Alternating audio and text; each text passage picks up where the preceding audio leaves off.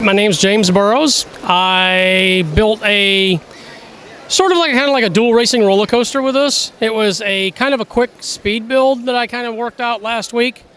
It was a 36-hour initial build, and I wanted to go for something that would be more iconic and something that a lot of people could recognize and go with. So I ended up going with, a classic wooden style roller coaster.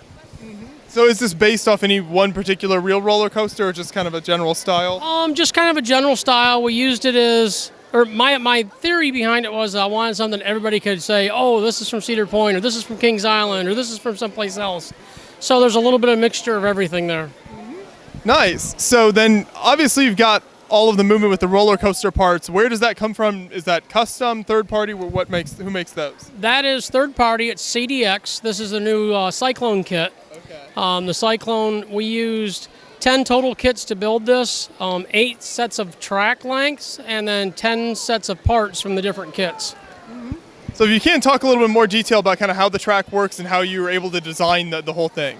The track, for the most part, works on gravity once it goes over the top. It's more realistic of an inside track steel-style roller coaster. There's 2 sets of wheels inside of each car. I have a car right here. Let me reach in and grab that. It runs 2 sets of stainless steel wheels, and it's a lot more efficient than the old style system that I built with Coastersaurus, and it's a lot more efficient, so it gives you a lot more maneuverability, a lot more leeway as far as being able to build what you want. Yeah. So then, with the actual cars themselves, how do you kind of decide what to build up there? Is there limitations to kind of how many pieces you can put on those? Not so much. There's, on the entire track length, to give you an idea, like, so we start adding weight. Weight's the worst thing that you can put on something when you're using just straight gravity. By adding all the minifigures and all the pieces to the cars, we only lost 1 second of total travel time. Total travel time from start to stop is 58 seconds. So right now I could run it a second faster if I stripped them down, there was nothing on the cars. Okay. But yeah, still not much of a difference there, so they work well even with the minifigs and pieces on them. Yes. Okay. Yeah, and then one thing you've added is a bunch of lighting as well, so talk about how that all worked out, and especially what you've done with the building here. People are going to hate me for this. The lighting that I'm using is actually lights that I got at Walmart. Okay. They are garland lights.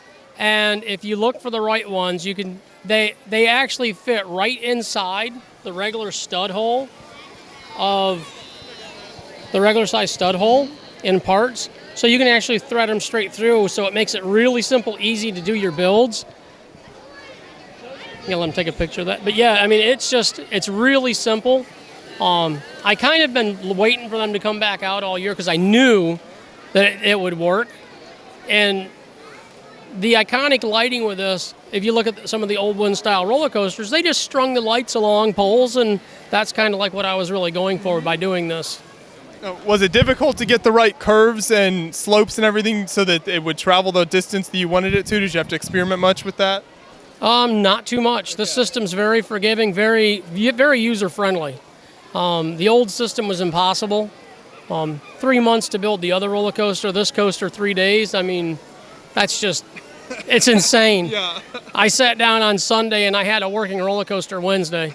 That's incredible. How long does it take you to set up at a show like Brickworld? This one right here, without the floors, having to shim the floors, this one actually would come right out of the box, be together and ready to run within about 15 minutes. Okay, yeah. It comes apart in the middle. The track's pinned together. It comes off in 2 pieces. I build a big crate. If you look on YouTube, on my channel, you can actually look and see where I actually have the huge crate built for it. The lift hill goes on the top, and the rest of it goes on the bottom. And it sits on 2 tables. I mean, there's really not much to it. I mean, as far as slide them onto the table, shove them in a box, lie, and then you're done.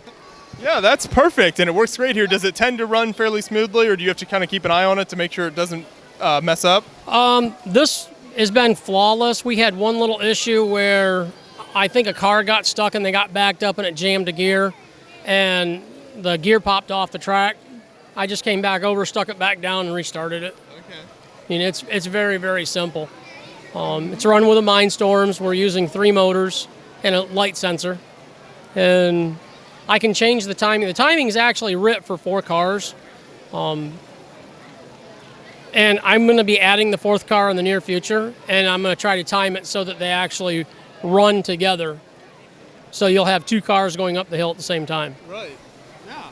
Well, that'll be impressive to watch. So any plans to kind of expand on this coaster in the future or build more of these? I do have plans to build 2 more coasters. I'm looking at doing the Viper from Darien Lake Fun Country in Darien Lake, New York. That's one of the first coasters of its kind that had 5 inversions, and it also happens to be the very first coaster I ever rode. There you go. So some fond memories there. Yes, and that's in my plans. I was talking to the company that builds this kit this morning. I was chatting with them on chat, and we were told them what I was planning on doing, and I'm hopefully going to be getting the parts in the next couple days to start that project. I have the rest of the parts. It's just a few pieces that I need to finish that up. Yeah, well, we can look forward to that then, because this turned out really amazing, so it'd be awesome to see more builds like this. So I appreciate you talking with me about it. Thank you. Yep, thank you.